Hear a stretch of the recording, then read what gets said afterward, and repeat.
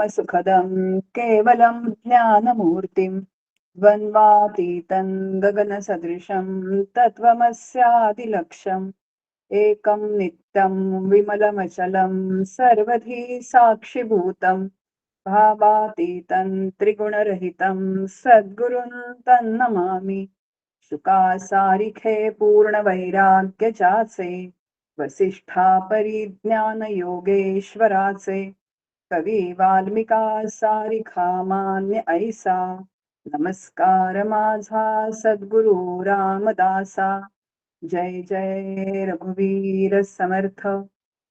श्री समर्थ आनंद योगी श्री गुरु परमपूज्य डॉक्टर काकांना शिरसाष्टांग नमस्कार करते।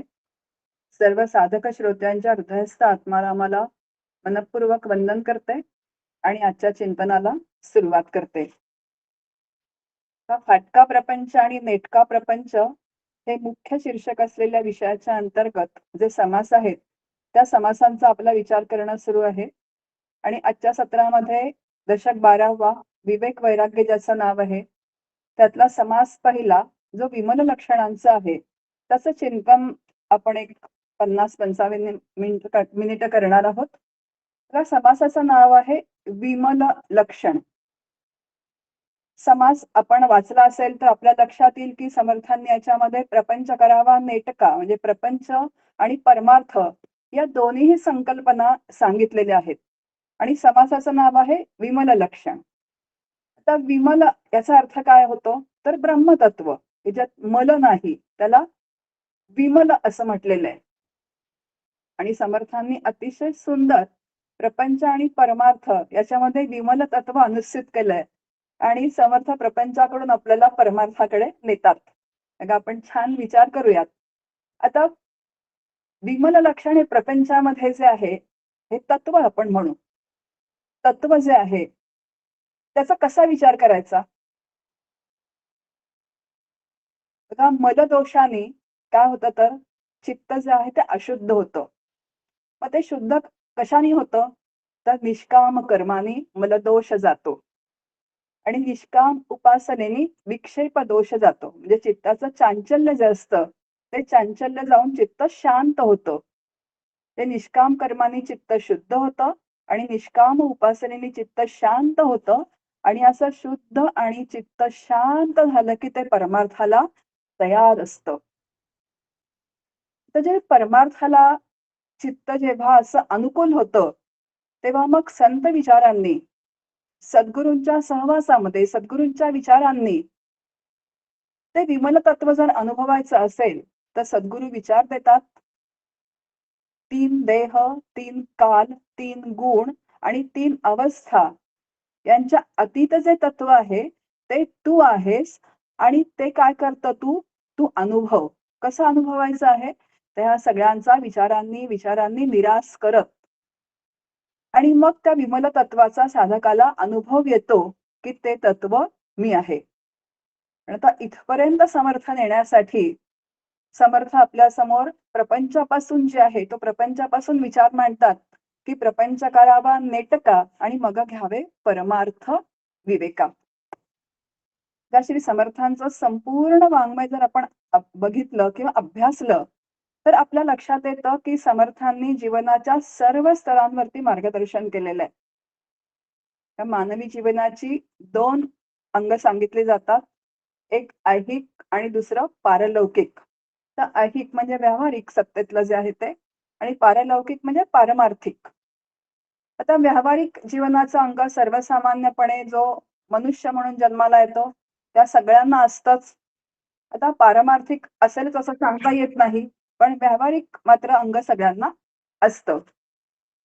आता समर्थांसारख्या संतांनी हा व्यावहारिक स्तरावरचा म्हणजे एवढा विचार आपल्या वाङ्मयामधून का केला असेल बरं याचा थोडा आपण विचार करूयात आणि मग समासातल्या ओव्यांकडे जाऊयात। बघा समर्थांसारखे संत जे स्वतः रामरूप झाले खरं तर रामरूप झाल्यानंतर त्यांचं जे जीवन जे सगळं होतं ते निवृत्तीपर जीवन होतं। मग त्या पद्धतीने ते व्यतीत करू शकले असते। त्यांची एक आत्मस्थिती जी होती ती काही वेगळी होती पण त्या स्थितीवरून खाली येऊन सर्वसामान्य लोकांना प्रपंच कसा करावा हे मार्गदर्शन समर्थ करतायत. खरं तर सर्वच संतांनी प्रापंचिकांना मार्गदर्शन केलेले आपापल्या ग्रंथांमधून. पण समर्थ वाङ्मयात जेवढा विचार केलेला दिसतो, तो इतर संत वाङ्मयात आपल्याला दिसत नाही. याला कारण काय असेल हो? याला कारण समर्थकालीन परिस्थिती. का 1000 वर्षाच्या पारतंत्र्यामुळे आणि जुलमी राजवटीमुळे समाज अंतर्बाह्य विस्कळीत झाला होता. दिशाहीन झाला होता. संकुचित वृत्तीच्या स्वार्थी माणसांनी हा समाज भरून गेला होता. त्यात अजून परचक्र कधी येईल, कधी एखादा अकस्मात संकट येईल, याची काहीही शाश्वती नसायची. याचं संपूर्ण वर्णन जे आहे ते स्वगुण परीक्षा समासांमध्ये समर्थांनी विस्तृत वर्णन केलेलं आहे. आणि अशा या जुलमी राजवटीच्या वातावरणामध्ये नित्याचा प्रपंच करणं अत्यंत अवघड झालं होतं. निराशा, पराभूत मनोवृत्ती, असहाय्यता, दारिद्र्य यांचं एवढं प्राबल्य वाढलं होतं की सकामतेचा परमार्थ प्रबळ झाला होता. तीर्थयात्रा करणं, नवस सायास करणं, जो देव दिसेल त्याला नवस बोलणं आणि ह्या सगळ्या गोष्टींना समाजामध्ये ऊत आला होता. बुवाबाजी, भोंदूगिरी याचा सर्वत्र सावळा गोंधळ सुरू होता. त्या समर्थांनी भारत भ्रमणामध्ये केलेलं बारकाईने निरीक्षण समर्थांना सांगत होतं की ज्यांना धड प्रपंच करता येत नाही, ज्यांना परमार्थ म्हणजे काय हेच माहिती नाही, त्यांना शुद्ध परमार्थाची प्राप्ती कशी होणार? बघा संतांचं मन जे आहे ते कसं असतं, अत्यंत दयाळू असतं. जगाच्या कल्याणा संतांच्या विभूती असं म्हटलं जातं. त्यांनी समाजाचं विदारक दृश्य बघितलं आणि समर्थ अत्यंत व्यथित झालेले आहेत. त्या व्यक्तीचा दैनंदिन व्यवहार न्याय नीती धर्माप्रमाणे झाला पाहिजे, तरच त्याचं प्रापंचिक जीवन सुद्धा सुखी होऊ शकतं. आणि त्यांनी प्रारब्धावर विसंबून न राहता क्रियमाण स्वातंत्र्यामध्ये सगळे प्रयत्न करून तो प्रपंच नीट केला पाहिजे. प्रपंचासाठी संपत्ती लागते, मग ती संपत्ती मिळवण्यासाठी प्रयत्न केले पाहिजेत. म्हणून समर्थ म्हणतात की प्रपंची पाहिजे सुवर्ण. बघा, व्यावहारिक जीवन हा जो मनुष्याचा जो पूर्वार्ध आहे की नाही, तो पूर्वार्ध जर उत्तम झाला तर उत्तरार्धात म्हणजे उत्तर आयुष्यात त्याला शांत मनाने परमार्थ करता येतो. आणि हे समर्थ जाणत होते. आणि म्हणून समर्थांचं एक प्रकरण आहे प्रारब्ध आणि प्रयत्न. त्याचे सीमारेषा ज्या आहेत त्या समर्थांनी सांगितलेल्या आहेत. म्हणून संतांना आप्त असं म्हणतात. आता आप्त या शब्दाचा अर्थ आपण काय करतो? नातेवाईक हे काय असतं? आपले आप्त आहेत. मंदाताई गमतीने म्हणतात की जे कधीही वेळेवर उपयोगाला येत नाहीत, तोंडावर एक आणि पाठीमागे दुसरंच जे बोलणारे असतात, त्यांना काय म्हणतात तर नातेवाईक म्हणतात. मग ते आपलं हित जाणतात का? आता आपण बोलताना म्हणतो की होय आमचे आप्त आहेत, पण खऱ्या अर्थाने आपले आप्त कोण आहेत? तर आपले आप्त संत आहेत, आपले आप्त सद्गुरू आहेत, जे आपलं हित जाणतात, जे आपले हितकर्ते आहेत. आणि म्हणूनच समर्थ जे आहेत ते आपले आप्त आहेत, ते हितकर्ते आहेत. समर्थांचा शब्द जो आहे तो कसा आहे? सत्य आहे. समर्थ आपल्या कुटुंबातले एक सदस्य होऊन मार्गदर्शन करतात की माझं व्यावहारिक जीवन जर परिपूर्णतेने मी कसं जगावं. बरं, नुसतं जगावं असं नाही, तर त्या जीवनाला एक उंची कशी प्राप्त होईल, जगात जीवन जगत असताना विचार कसा करावा, त्या विचारांना उंची कशी प्राप्त करून घ्यावी. त्या व्यक्तीची उंची ही त्याच्या उन्नत विचारांवर अवलंबून असते. आणि जेव्हा उन्नत विचार असतात तेव्हाच त्याप्रमाणे आचार घडतो. आणि त्या आचाराप्रमाणे जीवनाची नवीन घडी बसवून घेता येते. त्याला व्यक्तिमत्व विकास असं म्हणतात. गमती मराठीमध्ये पर्सनॅलिटी डेव्हलपमेंट असं त्याला म्हणतात. आता किती कोर्सेस असतात या पर्सनॅलिटी डेव्हलपमेंटचे.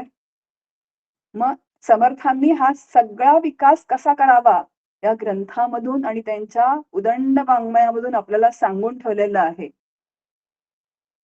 म्हणून व्यक्तिमत्वाचा विकास कसा करता येईल, जर आता आपण दासबोध ग्रंथापुरता विचार केला, तर मूर्ख लक्षणांचा त्याग करावा. उत्तम लक्षणे जी आहेत ती अंगी बाणून घ्यावीत. बघा, लेखन क्रिया निरूपण आहे, अक्षर कसं लिहावं. नंतर निद्रा निरूपण आहे, जाणपण निरूपण आहे, सद्विद्या, कुविद्या लक्षणं. म्हणजे एवढा सगळा विचार समर्थांनी आपल्याला आपल्या या ग्रंथामधून सांगितलाय. बघा, एका व्यक्तीच्या व्यक्तिमत्वाचा विकास झाला, तर त्याच्या विचारांना एक उंची आणि दर्जा प्राप्त होतो. आणि जेव्हा एक व्यक्ती जी आहे ती विचारांनी काय होते तर उन्नत होते, तेव्हा एक कुटुंब उन्नत होतं. कुटुंब उन्नत झालं तर समाजाची वैचारिक जी आहे ती उंची वाढते, आचाराची उंची वाढते आणि समाजाची वाढली की देशाची वाढते. हा संत किती द्रष्टे असतात आणि विचार करतात. म्हणून आजही 450 वर्षानंतर सुद्धा हा दासबोध जो आहे, हा मार्गदर्शनपर जो आहे आपल्याला आपल्या व्यक्तिमत्वाची उंची वाढवण्यासाठी हा दासबोध आजही आपल्याला मार्गदर्शन करतो. समर्थ विचार जे आहेत ते. समर्थ सांगतात आपल्याला की प्रपंचाला पैसा लागतो, त्यासाठी व्याप करा आणि व्याप तितुक वैभव असंही म्हणतात. पण तो व्याप कसा करा? तर न्याय, नीती, धर्माला धरून करा. शुद्ध व्यवहार ठेवून करा. प्रपंचात जी जबाबदारी माझ्यावर आहे, ती न कंटाळता, टाळाटाळ न करता व्यवस्थित प्रेमाने आपलं कर्तव्य पार पाडायचं आहे. नोकरी, धंदा, व्यवसाय जो माझ्या वाट्याला आलेला आहे, ते सगळं कौशल्य संपादन करून आता सध्या बदलत आहे. आता एआयचा जमाना आहे. त्याला आर्टिफिशियल इंटेलिजन्स म्हणतात. आता मग मुलं मागे पडतात जर नवीन कोर्सेस केले नाहीत तर. आता जर अपडेट राहायचं असेल आपल्याला, तर तो कोर्स करायचा. जे नवीन तंत्रज्ञान जे सतत विकसित होतंय, ते गरजेप्रमाणे शिकता आलं पाहिजे. ही काळाची गरज आहे. आणि जर आपण काळाच्या बरोबर राहिलो नाही आणि मागे पडलो, तर काय होतं? नुसता वैताग, कटकट, मला जमत नाही. आता वैतागून मला प्रपंचही नको, तो प्रपंचाला लागणारा काय नको, जे कष्ट करायला पाहिजे तेही नको. आणि असं मग प्रपंचाचा वैताग आला म्हणून काय होतं तर असाच एखादा प्रपंचाचा वैताग आला आणि तो कुठे गेला? तो गेला हिमालयात. तो म्हणाला आता प्रपंच अजिबात नको. कारण त्याला पुढे-पुढे शिकायचं नाही, पुढे-पुढे जायचं नाही. बघा, जो प्रापंचिक आहे ना, इथे समर्थांनी जी नेटक्या प्रपंचाची जी संकल्पना मांडलेली आहे ना, त्या प्रपंच नेटका करावायला अनेक आयाम आहेत. त्याच्यामधला एक आयाम, की तो प्रपंच नेटका म्हणजे न्याय, नीती, धर्माप्रमाणे निष्काम कर्म, निष्काम उपासना हे सगळं करून व्हायलाच पाहिजे. पण आता आपण जर आधुनिक जगामध्ये म्हटलं, तर ह्या सगळ्या गोष्टी शिकत-शिकत जर पुढे गेलो, तरच आपण या स्पर्धेमध्ये राहणार आहोत. मग असाच एक प्रपंचाला काय झालं तर वैतागला आणि म्हणाला, की मला हा प्रपंचच नको, मला कंटाळा आला. आणि म्हणून तो कुठे गेला? हिमालयात गेला.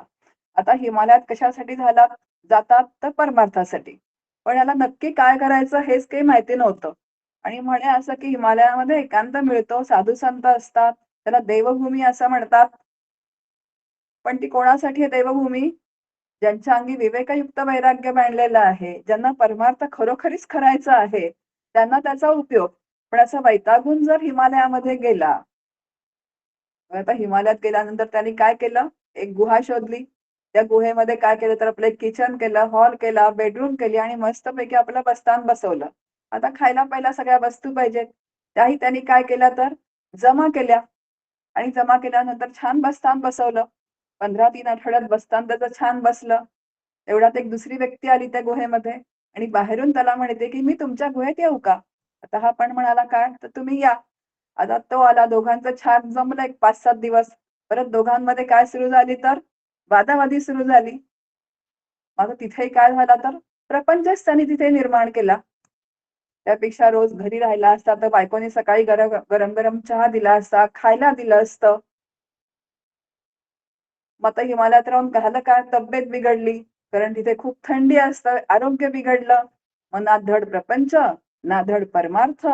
3 तापांचे चटके म्हणजे त्रिविध तापांनी तो तिथे पळून निघत होता.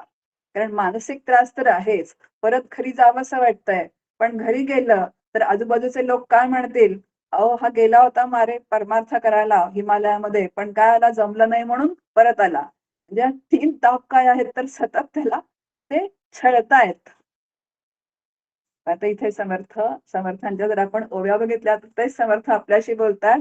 आधी प्रपंच करावा नेटका, मग घ्यावे परमार्थ विवेका, येथे आळस करू नका विवेकी हो.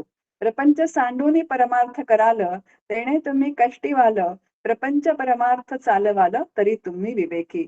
प्रपंच सांडून परमार्थ केला, तरी अन्न मिळेना खायला, मग तया करंडाला परमार्थ कैसा. परमार्थ सांडून प्रपंच करीसी, तरी तू यमयातना भोगीसी, अंती परम कष्टी होसी यमयातना भोगिता. आपल्या समोर म्हणजे प्रपंचाकडे दुर्लक्ष करून जर परमार्थात दंग राहाल तरी तुम्ही कष्ट व्हाल, आणि प्रपंच आणि परमार्थ दोन्ही चालवाल तर त्याला काय म्हटलंय समर्थांनी, तर विचारी असं म्हटलेलं आहे. म्हणून समर्थ म्हणतात की प्रपंच उत्तम नेटका केला पाहिजे, आणि खरं तर तो होण्यासाठीच समर्थांच्या काळी जे आहे धर्मसंस्थापना, राजकारण, समाजकारण हा संपूर्ण व्याप समर्थांनी केलेला आहे. की समर्थ हे जाणत होते की उपाशीपोटी सांगितलेला परमार्थ काही कामाचा नाही, त्यासाठी प्रपंच हा नेटकाचा झाला पाहिजे. त्या उपाशीपोटी याचा अर्थ अन्न, वस्त्र, निवारा किमान गरजा पूर्ण झाल्या पाहिजेत.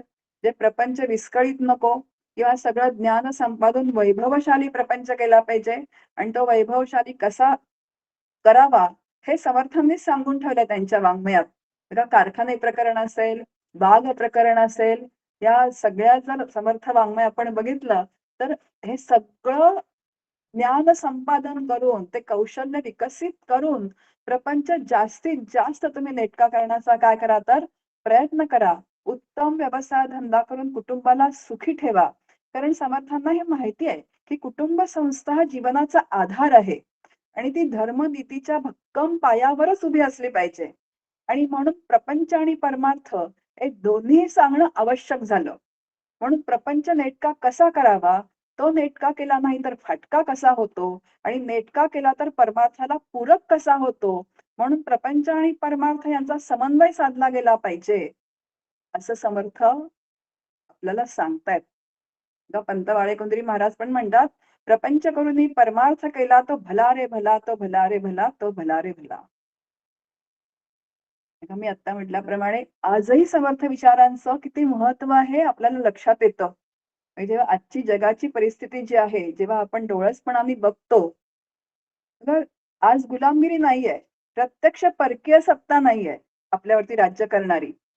स्वतंत्र भारत देशामध्ये आपण राहतो, पण आजची विभक्त कुटुंब पद्धती, सोशल मीडियाने व्यापून टाकलेलं माणसाचं जीवन, त्यामुळे निर्माण होणारे मानसिक ताणतणाव, व्यक्ती स्वातंत्र्याच्या नावाखाली असलेले अनैतिक संबंध, छोट्या छोट्या कारणांवरून होणारे घटस्फोट, वाढती वृद्धाश्रमांची संख्या, कुटुंब विस्कळीत झालं की समाज विस्कळीत होतो.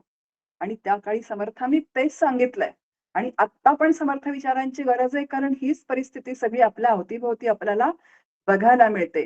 बघा, हम दो हमारे दो वरून हम दो हमारा एक, हम दो हमारा एक वरून काहीच नको, आणि लिव्ह इन रिलेशनशिप पर्यंतचा आज जो विचार दिसतो आपल्याला, ही वाढत चाललेली भोगवादी जी प्रवृत्ती आहे.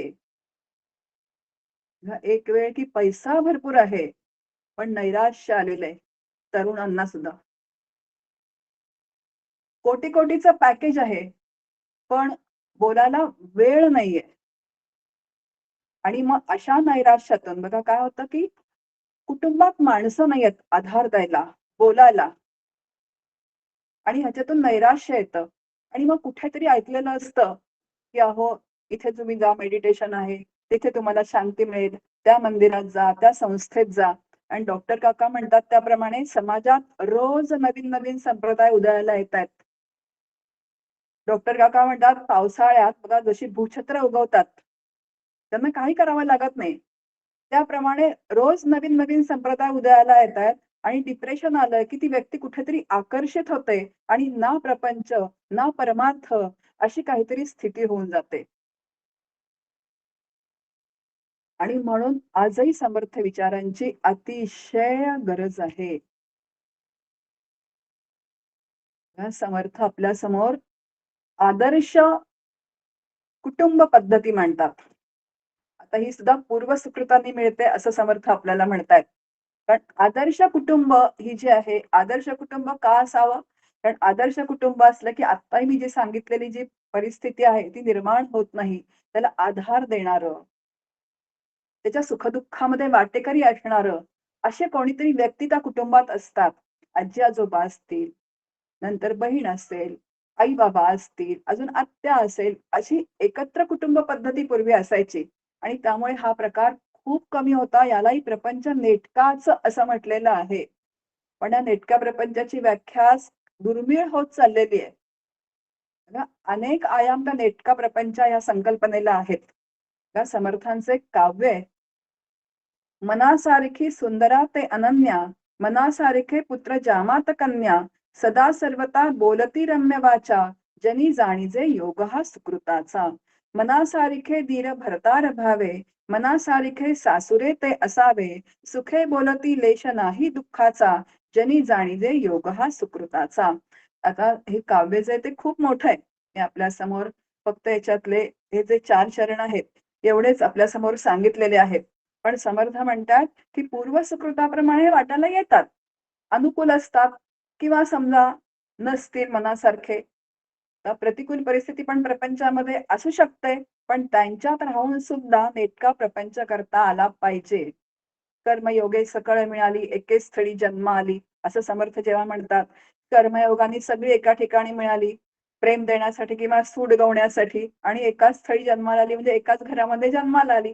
मग तुझ्या वाट्याला जी आलेली आहेत, त्यांच्यातच राहून मला काय करायचं आहे तर प्रपंच करायचा आहे. तुकाराम महाराज म्हणतात, "बरे झाले देवा बाईला कर्कशा. तू बाईल कर्कशा दिली माझ्या वाट्याला म्हणून मी तुझ्या चरणांशी येतो आहे." एकनाथ महाराज म्हणतात, की गिरिजाबाई इतक्या सुगृहिणी आहेत, की त्या सुगृहिणी असल्यामुळे मला प्रपंचातला काही बघायला लागत नाहीये.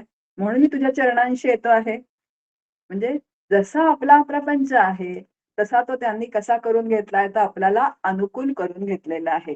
जे अनुकूल असेल प्रारब्धानुसारी तर अतिशय उत्तम आहे आणि नसेल तर असलेला प्रपंच आपण काय करून घ्यावा, तर तो अनुकूल करून घ्यावा, पण प्रपंच पाहिजे.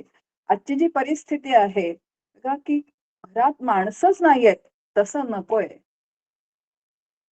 आजी, आजोबा, आई, वडील, नंतर मुलं असं गोकुळासारखं घर नांदत असलं पाहिजे. आणि ते नांदत छान ठेवायचं असेल तर त्याला संपत्ती सुद्धा लागते. आणि निष्काम कर्म, निष्काम उपासनेची त्याला जोड सुद्धा लागते. त्या परिस्थिती घडवणं आपल्या स्वातंत्र्यात नसतं. कारण ती प्रारब्धाधीन असते, परिस्थिती ती असते.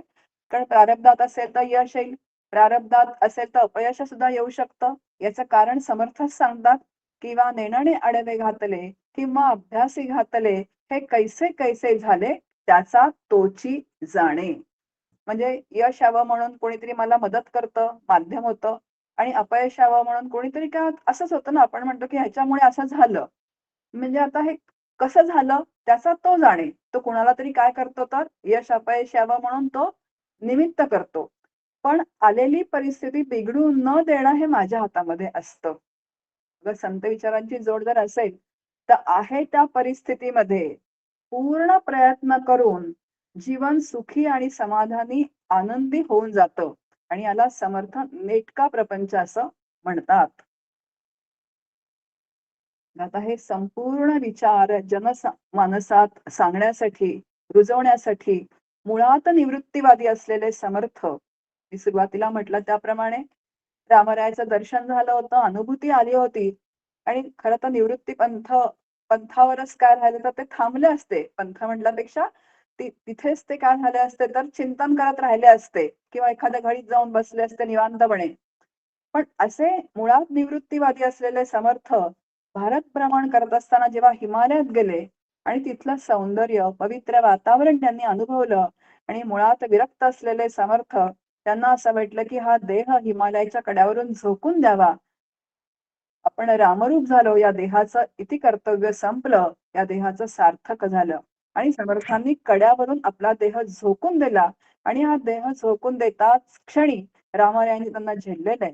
रामराय श्री समर्थांना म्हणतात, बघा आपल्याला विषय जोडून घ्यायचा आहे पुढे, की तुम्हासी जगदोद्धार करणे आहे, तुमची तनु ते आमुची तनु पाहे, दोन तपे रक्षिली काय आहे धर्म संस्थापनेसाठी.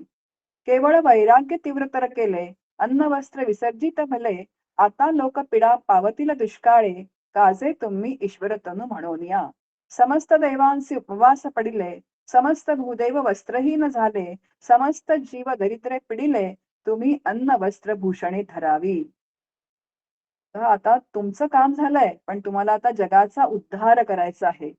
आणि या जगाची परिस्थिती त्यावेळेस जी होती ती संपूर्ण रामरायांनी वर्णन केली. आणि रामरायाच्या आज्ञेवरून प्रापंचिकांमध्ये प्रापंचिकांना प्रपंचात सगळ्या गोष्टी नीट कशा करा तुम्ही याची चर्चा समर्थ करत होते. आणि एकांतात घळीत गुहेत अखंड रामरायाच्या अनुसंधानात ते राहत होते. आणि जेव्हा ते अनुसंधानात म्हणजे आत्मानुसंधानात राहत होते, तेव्हा यत्किंचितही व्यावहारिक जगातल्या कर्माचे ठसे त्यांच्या चित्तावरती उमटत नव्हते. ती समर्थांची ओवी आपल्याला इथे बघायला मिळते. 8 नंबरची. संसारी असता मुक्त, तोची जाणावा संयुक्त, अखंड पाहे युक्तायुक्त विचारणा आहे. म्हणजे प्रपंच व्यवहार करत असताना जीवनमुक्ती ते भोगत होते. आणि प्रपंच आणि परमार्थ हा या दोन्हीकडे असा जीवनमुक्त जो असतो तो काय होतो, तो मान्य होतो. आता आपल्याला विचार येईल की समर्थांना कुठला प्रपंच होता? समर्थांना हा एवढा जगाचा प्रपंच होता. म्हणजे जगाचा प्रपंच करून सुद्धा म्हणजे जसा प्रपंच त्यांनी केला, तर आपल्याला माहिती की शिवरायांना मार्गदर्शन करणारे शिवरायांचे सद्गुरू समर्थ आहेत. 1100 मठ जे आहेत ते उभे केले. अनेक संघटना, लोकसंग्रह केला. म्हणजे जनमानसात राहून हा संपूर्ण प्रपंच केला. आणि परत एकांतात गेले की आत्मानुसंधानात ते काय व्हायचं तर रममाण व्हायचं. त्याला आत्मक्रीड असा शास्त्राचा शब्द आहे. तो जीवनमुक्त कसा असतो? आत्म्याशी खेळतो. आत्मक्रीड, आत्मरती असं त्याला म्हटलेलं आहे. आणि म्हणून समर्थांची ओवी आहे, जो जनामध्ये राहे, जना वेगळी गोष्टी सांगे, ज्ञान अंतरी जागे तोची साधू. तो सगळ्यांमध्ये राहतो, पण त्याचं अंतःकरण जे आहे ते कसं असतं, सगळ्यांपेक्षा वेगळं असतं. आणि तिथे ज्ञान म्हणजे आत्मज्ञान त्याला झालेलं असतं. आणि दोन्ही सत्ता ज्या आहेत त्या दोन्ही सत्ता तो अतिशय उत्तम सांभाळतो. एकनाथ महाराजांचं उदाहरण आहे. आता त्यांचा स्वतःचा प्रपंच होता, त्यांनी बाकीचाही प्रपंच केला, पण सर्व संतांनी जो आहे तो जगताचा प्रपंच केला. मारुती बुवांसारखे आहेत, त्यांनी सज्जनगडाचा प्रपंच केला. आता योगेश बुवा आहेत. म्हणजे प्रपंच म्हटल्यानंतर प्रपंचाचं स्वरूप म्हणजे सगळा प्रपंच, अगदी 4 माणसांचा प्रपंच असं नाहीये. तर समाजाचा पण काय तर प्रपंचच आहे. श्री गुरु डॉक्टर काकांना सुद्धा आपण अनुभवतो की ते पण कसं आहेत तर त्यांनी प्रपंच करतायत आणि आता साधकांचा पण काय करतायत प्रपंचच करतायत. तर थोडस आपण परत पहिल्या ओवीकडे येऊ की जेव्हा समर्थ म्हणतात की प्रपंच करावा नेटका, मग घ्यावे परमार्थ विवेका, येथे आळस करू नका विवेकी हो. आता इथे समर्थ म्हणतात प्रपंच करावा नेटका. आता आधी आणि मग असे 2 शब्द इथे आलेले आहेत. की ह्याचा अर्थ असा होतो का की आधी मन लावून प्रपंच करा आणि प्रपंच संपल्यानंतर परमार्थाचा विचार करा. आता आपण इथे व्यापक प्रपंचाचा विचार आधी केला आणि आता थोडं आपण आपल्या सीमित प्रपंचाकडे येऊयात. मग असं समर्थांना म्हणायचं आहे का? तर समर्थ म्हणतात ते प्रपंच नीटनेटका व्यवस्थित मन लावून करा. पण दिवसातला काही वेळ जो आहे तो काय करा, तर तुम्ही परमार्थासाठी राखून ठेवा. कारण माझा प्रपंच अगदी व्यवस्थित होईल आणि मग मी परमार्थ करेन असा विचार मनात येईपर्यंत प्रपंचामध्ये काय तर काहीतरी परत बिघडलेलं असतं. त्यामुळे एवढे वर्ष प्रपंच करा आणि मग परमार्थ करा असं काही ठरवता येत नाही. म्हणून प्रपंच करता करताच परमार्थाला काही वेळ तुम्ही द्या. आणि म्हणून आपल्या घरामध्ये जे आहे लहानपणापासून शुभम करोती म्हणायची जी सवय लावली जाते मुलांना, की त्यामागचा हेतूच हा आहे की दिवसभराचा थोडा वेळ का होईना पण शांत देवासमोर बसण्याची सवय व्हावी, देवाची स्तुती करावी. आता लहानपणचं दप्तर मोठेपणी राहतं का हो? तर खरा परमार्थ जो आहे तो कळायला लागतो. आणि मग प्रपंच हा परमार्थ रूपच कसा होईल? प्रपंचात अखंड नामस्मरण आहे. आता हा वेगळा वेळ काढावा लागत नाही आपल्याला. मग प्रपंच करता करता तुझे रूप चित्ती राहो मुखी तुझे नाम देह प्रपंचाचा दास सुखे करो काम. मग प्रपंच करता करताच आपल्याला परमार्थ सुद्धा करता येतो. आणि असा जो करतो तो नेटका प्रपंच करतो. आणि समर्थ तेच सांगतायत की हा प्रपंच प्रारब्धाधीन नसतो. 101% त्याच्यामध्ये प्रयत्न करायचे आहेत आणि प्रयत्न करून जे होईल ते रामकृष्ण हरी म्हणून सोडून द्यायचं आहे. आणि येथे आळस करू नका विवेकी हो. म्हणजे तुमचे प्रयत्न जे आहेत ते तुम्ही प्रयत्न अतिशय व्यवस्थित करा. म्हणून प्रपंचाच्या नावाने काय करायचं नाही तर रडारड करायची नाही. ही काय माझ्या मागे कटकट लागलेली आहे. म्हणून तो कसाबसा उरकायचा नाही. उरकून रिकामं व्हायचं नाही. कारण आपला अनुभव असतो. उरकायचं म्हणून काम करायला गेलं तर ते नीट व्हायचं व्हायचं होतं राहतं बाजूलाच. उलट अजून गुंतागुंत वाढते आणि त्या कामाचा बोजवारा उडून जातो. म्हणून काम उरकायचं नाही, म्हणून प्रपंच उरकायचा नाही, तर तो नीट नेटका करायचा आहे. म्हणून समर्थ म्हणतायत पुढे प्रपंची जो सावधान तो परमार्थ करील जाण प्रपंची जो अप्रमाण तो परमार्थी खोटा. आणि असा जो व्यवस्थित प्रपंच करतो आणि जो प्रपंचामध्ये सावधान असतो म्हणजे जागरूकतेने जो प्रपंच करतो त्याला निश्चितपणे परमार्थ साधता येतो. पण तो प्रपंचच त्याला कुठे नेणार असतो तर म्हणजे प्रपंचातल्या सवयी ज्या आपल्या नीटनेटकेपणाच्या असतात त्याच सवयी आपण परमार्थामध्ये येतात. बघा चित्त शुद्ध आहे, चित्त शांत आहे, तर परमार्थ पण आकलन व्हायला काय होतं तर ते चित्त मदत करतं आपल्याला. म्हणून त्याला प्रपंच धड करता येत नाही, त्याला परमार्थ कधीच धड करता येणार म्हणजे व्यवस्थित करता येणार नाही. जयाचे ऐहिक धड नाही तयाचे परत्र पुससी काही असं माऊली म्हणतात. तो परमार्थामध्ये अपयशीच होणार. कारण सगळा सावळा गोंधळ आहे. जो प्रपंचात सावळा गोंधळ, तो परमार्थामध्ये पण काय तेच करणार. म्हणून ना प्रपंच ना परमार्थ. म्हणून समर्थ म्हणतात की जागरूक असावं, प्रपंचात पण जागरूक असावं आणि परमार्थामध्ये सुद्धा जागरूक असावं. म्हणूनच सावधपणे प्रपंच परमार्थ चालवणे ऐसे न करिता भोगणे नाना दुःखे. पण अत्यंत सावधपणे प्रपंच तडीला नेऊन परमार्थही सिद्धीला न्यावा. आता प्रपंच तडीला कसा न्यायचा असतो? आता त्याच्यामध्ये आता खूप विचार असतात. प्रपंचात सुद्धा काय आहे? आता प्रपंच कोणी मांडलाय? मी मांडलाय. कोणामुळे झालाय? माझ्यामुळे झालाय. प्रपंच करणारी कोण? मी. मी केला म्हणून झालं. मी काय केलं प्रपंचासाठी? हाडाची काढ केली, रक्ताचं पाणी केलं, अजून काय काय काय काय केलं. आणि मी काय तर माझा प्रपंच म्हणजे मी काय झाले कर्ता. ही कर्ता ही भूमिका म्हटले की त्याच्या आली भोक्ता ही भूमिका. भोक्ता ही भूमिका आली की मी जे केलं त्याच्या प्रमाणात काय झालं पाहिजे ते फळ मला मिळालं पाहिजे. फळ मिळालं नाही की दुःख, मिळालं की सुख. तर ह्या ज्या सगळ्या गडबडी आहेत ना ह्या नेटक्या प्रपंचाच्या अंतर्गत येतात बरं का सगळ्या.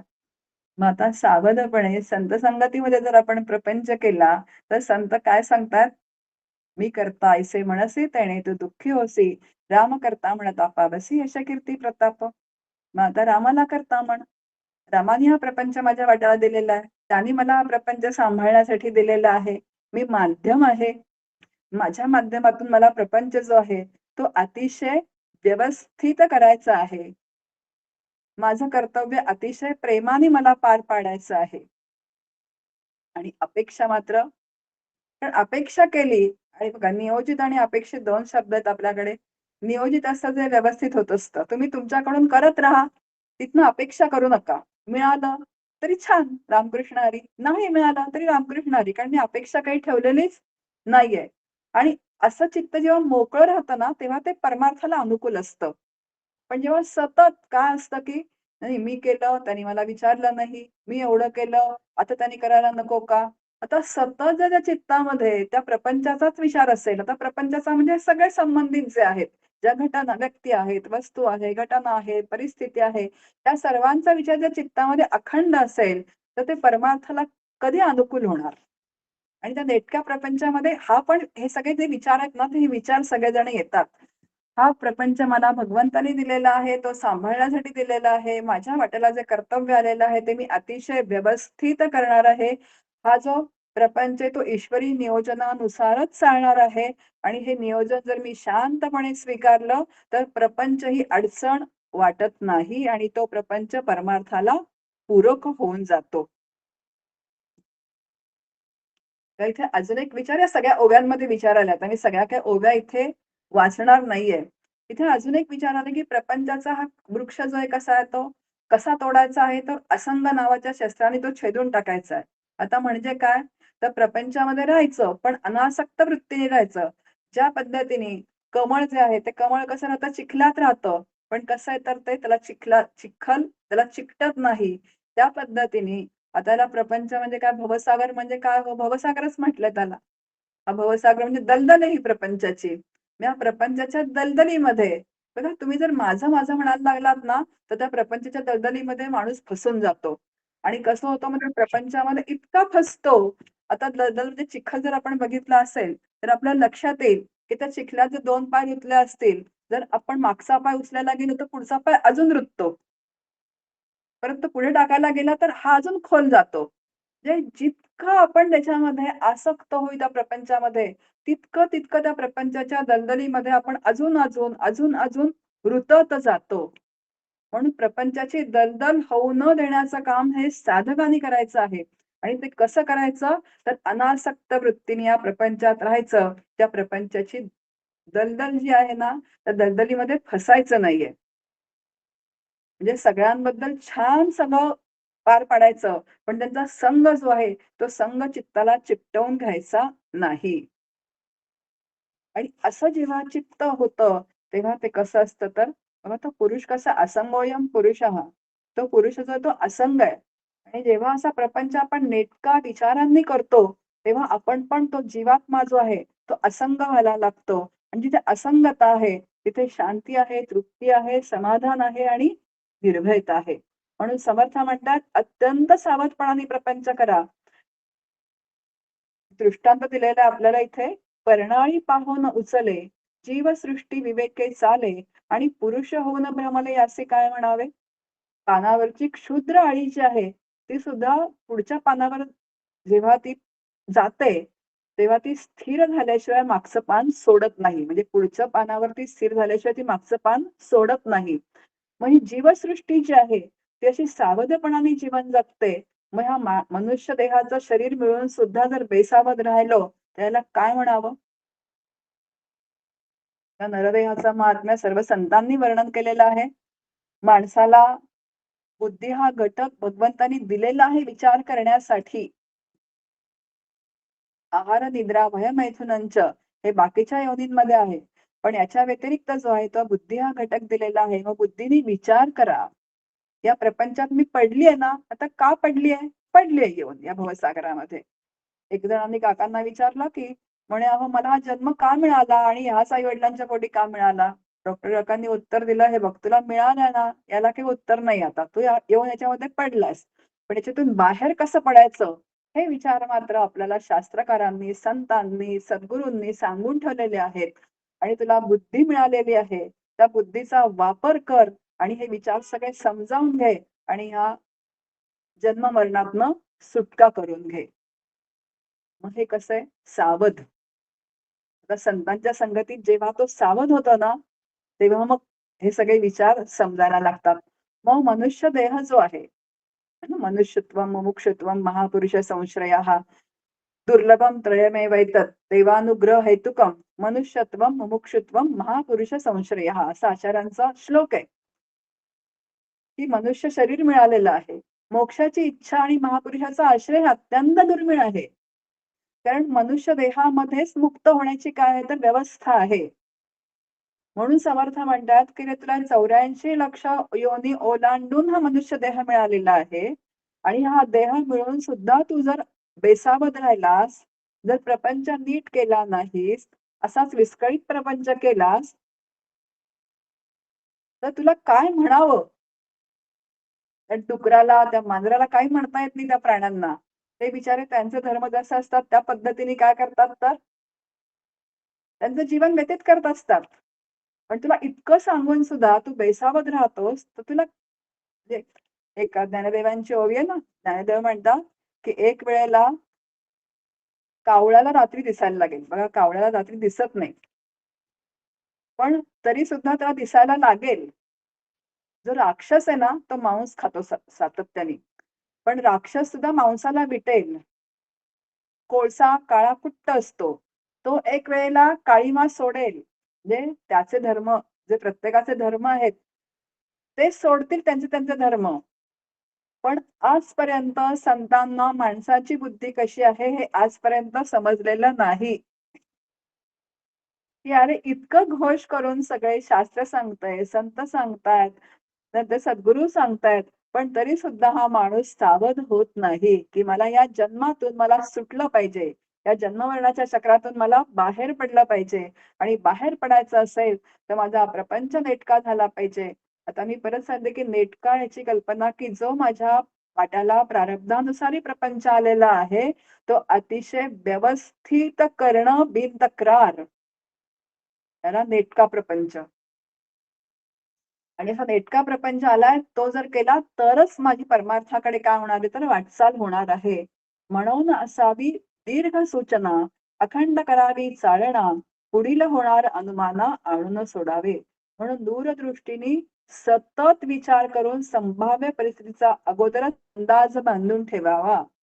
आपल्याला नाही बांधता येत, तर जाणत्याची संगत धरावी. त्या जाणपण निरूपणामध्ये समर्थांनी खूप छान विचार सांगितलेला आहे. आणि मग त्याचं फळ काय आहे? तर जो खबरदार असतो, तो सुखाने जीवन जगतो आणि जो बेखबर असतो, तो दुःखाने जीवन जगतो. बघा, खबरदार म्हणजे काय? जे बाहेर चाललेलं आहे, ते सगळे नियम जाणून घ्या. मला माहिती नाही, हे चालत नाही. मी अशी चिंचवडवरून टू व्हीलरनी पुण्यामध्ये गेले आणि मला अलका टॉकीजच्या चौकामध्ये गेले आणि तिथे पोलिसनी मला शिट्टी मारली. म्हणे, "अहो गाडी बाजूला घ्या ताई." म्हटलं, "काय झालं?" "तुम्ही वन वे मध्ये गाडी घातली" म्हणाले. पोलीस मला म्हणाले. तर मी जरा थोडी घाबरले. आता काय होतंय? म्हणे, "पावती फाडा." तर मी गयावया करायला लागले. "नाही हो, मी चिंचवडला राहणारी. कधी नव्हे ती मी आज गाडी घेऊन पुण्यामध्ये आलेली आहे आणि या भागात तर कधीच आले नाही. मला वन वे माहितीच नव्हता. मला जरा माफ करा आणि सोडून द्या आजचा दिवस." आता अगदी रडकुंडीला आले. आता मला पोलीस मामा काय म्हणतात, "ताई तुम्हाला माहिती नाही ना, तर आता माहिती करून घ्या, की हा वन वे आधी ₹500 ची पावती फाडा." आता पुण्यामध्ये जाण्याच्या आधी चिंचवडवरून हे माहिती कोणी करून घ्यायला पाहिजे होतं, कारण पुण्यामध्ये अनेक वन वे आहेत. आता चिंचवडमध्ये वन वे वगैरे काही नसतात. म्हणजे अजूनही काही फार वन वे नाहीयेत. आता पुण्यामध्ये वन वे शिवाय रस्तेच नाहीयेत. मग ती जबाबदारी कोणाची होती? ही जबाबदारी माझी होती, की पुण्यात गाडी न्यायच्या आधी ते वन वे कुठे आहेत, काय आहेत, कुठून कुठे जायचं सगळं मी जाणून घ्यायला पाहिजे. अगदी त्या पद्धतीने मला सुखी व्हायचं असेल, सुखाकडून सुखरूपतेकडचा प्रवास करायचा असेल, तर हे सगळं जाणून घेणं हे आवश्यक आहे. काय जाणून घ्यायचंय? हे सगळं शास्त्र जे आहे, या शास्त्रामध्ये जे सगळे विचार सांगितलेले आहेत संतांनी, ते सगळे विचार जे आहेत ते विचार जाणून घ्यायचे आहेत. म्हणून मला माहित नाही ही सबब अजिबात चालत नाही. म्हणून समर्थ म्हणतात, "सुखी असतो खबरदार, दुःखी होतो बेखबर, ऐसा हा लौकिक विचार दिसतची आहे. म्हणून सर्व सावधान, धन्य तयाचे महिमान, जनी राखे समाधान, तोची एक." आणि असा जो खबरदार असतो, तो सगळ्या कुटुंब, व्यवसाय, समाज, राजकारण या सगळ्यामध्ये जो सावध असतो, बघा तो कसा असतो? तो यशस्वी होतो. आणि सगळा व्याप करत असून सुद्धा स्वतःचं समाधान तो अजिबात बिघडू देत नाही. कारण एक विचारांची बैठक जी आहे, ती बैठक स्थिर झालेली असते. म्हणून चाळणीचा आळस केला, तरी अवचिता पडेल घाला, ते वेळे सावरायला अवकाश कैसा. तर अचूक विचार करायला कसूर झाली, तर अचानक काय होतं, तर संकट येऊन कोसळतं. ज्यातून स्वतःला वाचवण्यासाठी वेळ मिळत नाही. म्हणून आधीच काय करावं, तर सावध असावं. कारण एखादी छोटीशी जरी चूक झाली, तरी ती आयुष्य उद्ध्वस्त करू शकते. म्हणून दीर्घ सूचनेचे लोक त्यांचा पहावा विवेक. लोकांकरिता लोक शहाणे होती. म्हणजे दूरदृष्टीने जीवन जगतात. आज लोकमान्यांचं जीवन बघा. असे खूप महापुरुष होऊन गेलेले जे द्रष्टे आहेत, ज्यांनी पुढच्या काळाचा विचार करून ठेवलेला आहे. आपल्याही पिढीमध्ये म्हणजे मागच्या पिढीमध्ये, जुन्या पिढीमध्ये असे लोक द्रष्टे होऊन गेलेले असतात. पण आपण फक्त नावं ठेवत राहतो. कारण आपला हा काळ अजूनच काहीतरी धावता आणि वेगळा वेगवान आहे. पण अनुभवाचे बोल जे आहेत ते चांगलं ते ऐकून घेण्याची बुद्धी जी आहे ती बुद्धी त्या ठिकाणी ठेवावी आणि चांगलं घ्यावं आणि त्याच्यावरती मार्गक्रमण करत राहावं. म्हणून दीर्घ सूचनेचे लोक असं म्हटलंय. बघा आता संत द्रष्टे आहेत की नाही? मी आता म्हटल्याप्रमाणे 450 वर्ष झाली. पण हा ग्रंथ अजूनही आपल्याला मार्गदर्शन करतो. व्यावहारिक सत्तेत पण आणि पारमार्थिक सत्तेत तर आहेच, काही प्रश्नच नाही. कारण मूळ परमार्थ हाच काय आहे तर गाभा आहे ग्रंथाचा. पण त्या परमार्थाची अनुभूती घ्यायची असेल, म्हणजे मोक्ष प्राप्त करून घ्यायचा असेल, तर प्रपंच पण नीट व्हायला पाहिजे. म्हणून समर्थांनी प्रापंचिक विचार सुद्धा या ग्रंथामध्ये सांगून ठेवलेले आहेत. कान मनानुसार काही संदर्भ सोडले, तर आजही जर आपण ते विचार जे आहेत समर्थांचे, ते आजही आपल्याला मार्गदर्शन करतात. म्हणून समर्थ म्हणतात, "परी ते शहाणे ओळखावे, गुणवंताचे गुण घ्यावे, अवगुण देखून सांडावे जनामध्ये." म्हणून असे शहाणे ओळखण्यासाठी एक दृष्टी असावी लागते. म्हणून काय करावं तर सातत्याने चांगल्या संगतीमध्ये राहावं. बघा, अनेक आदर्श जे आहेत ते विविध क्षेत्रांमध्ये असतात. तर आपलं कुठलं क्षेत्र जे असेल, त्या क्षेत्राचे जे आदर्श आहेत, आता क्रीडा क्षेत्र पी.टी. उषा आहे, नाट्य क्षेत्र आहे, आध्यात्मिक असू देत, कुठलंही क्षेत्र असू देत, पण ज्याच्यामध्ये जो आदर्श आहे, त्याचा आदर्श, त्याचं चरित्र वाचावं, त्याच्याबद्दल ऐकावं, त्याच्याबद्दल बोलावं, त्याच्या संगतीत राहण्याचा जो आहे तो संगतीत राहण्याचा प्रयत्न करावा. आणि जेव्हा आपण अशांच्या संगतीमध्ये राहतो, तेव्हा आपले अवगुण जे आहेत, ते आपले अवगुण आपल्याला कळायला लागतात. आपले अवगुण आधी कळायला लागणं खूप महत्वाचं आहे. हे तर समर्थांची ओवी ना आपल्या समोर. "अवगुण वाटती गुण या नावा मूर्ख." आपले अवगुणच आपल्याला गुण वाटतात आणि त्याचं आपण समर्थन करतो.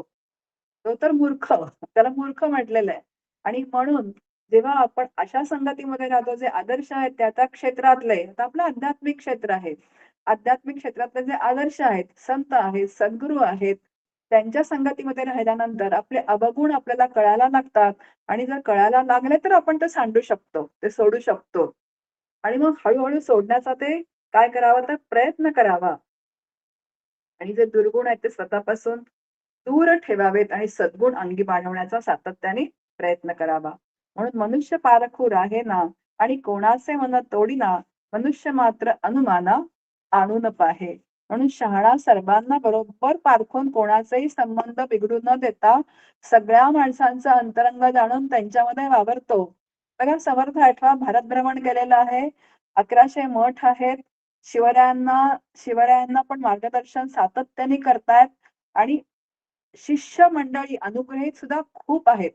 आता चाफळचं राम मंदिर जेव्हा समर्थांनी बांधलं, तेव्हा 3 गुणांची माणसं आता ही गुणांनीच हे जग बनलंय म्हटल्यानंतर प्रत्येक माणूस हा काय आहे तर 3 गुणांचा आहेच. आता कोणी सत्व आहे, पण रज, तम दबलेल्या स्थितीत आहेत. कोणी रजोगुणाचं प्राबल्य आहे, पण सत्व, तम दबलेल्या स्थितीमध्ये आहे. तमोगुणाचं प्राबल्य आहे, पण सत्व, रज दबलेल्या स्थितीमध्ये आहेत. पण कुणालाही नावं न ठेवता समर्थांनी त्या व्यक्तीचे गुण तिथे वापरून घेतलेले आहेत. बघा रजोगुणाची व्यक्ती जी आहे ती काय करेल तर मंदिराचा आराखडा काढेल. नंतर तमोगुणाची व्यक्ती दगड फोडेल. सत्वगुणाची व्यक्ती पूजा अर्चा करेल. म्हणजे त्या व्यक्तींना आता हे संघटन केव्हा होतं बघा, की त्या गुणांना म्हणजे त्या व्यक्तींच्या गुणांना तो संघटित करणारा जो असतो ना, जो मुख्य, त्यांनी बरोबर ते गुण पारखून त्यांना ती जर कार्य दिली, तर ते कार्य जे आहे ते वर्धिष्णू होतं. आणि म्हणून इथे समर्थ म्हणतात, की अंतरंग त्याचे जाणून, त्याचे गुण जाणून त्यांच्यामध्ये तो वावरतो. त्यांना तो बरोबर पारखतो आणि संबंध बिघडू देत नाही. तुला काय हे जमणार नाही, तू काय कामाचा नाहीस, असं अजिबात ते काही म्हणत नाहीत. उलट सगळ्यांचे गुण पारखून त्यांना प्रोत्साहन देऊन त्यांच्याकडनं ते काम करवून घेतात. दिसे सकळांच सारिखा, पाहता विवेकी नेटका, कामी निकामी लोका बरे पाहे. सर्वांशी अत्यंत सलोख्याने वागतो असं सर्वांना वाटतं. पण आतून त्यांनी सगळ्यांना पारखून ठेवलेलं असतं. बघा, आता सगळ्यांना पारखतो, पण कुणाशी कसे संबंध ठेवायचे? तुका म्हणे विंचू सर्प नारायण वंदावे दुरून शिवू नये. आता विंचू सर्प नारायण यांच्यामध्ये पण नारायणच आहेत. पण त्यांना जर आपण नमस्कार करायचा म्हणून जर हात लावला तर त्यांचा धर्म ते सोडल्याशिवाय राहणार नाहीत. ते काय घेणार तर चावा घेणारच तुम्हाला. मग त्या पद्धतीने ज्यांच्याशी माझा पटत नाही त्यांना बोलून दाखवू नये, पण त्यांना 4 हात मात्र त्यांना दूर ठेवावं. आणि ज्यांना ओळखून तो जवळ करतो, ज्याच्या त्याच्या योग्यतेनुसार त्याच्याशी वागतो आणि हेच त्याचं महात्म्य आहे. आणि असं महात्म्य कधी निर्माण होतं, ज्याच्या अंगी विमल लक्षणं बांधली असतील, तो असा महात्मा होतो. एवढा आपण विचार जो आहे तो विचार या समासाचा केला आहे या विषयाच्या अंतर्गत. इथेच माझ्या वाणीला विराम देते. जय जय रघुवीर समर्थ.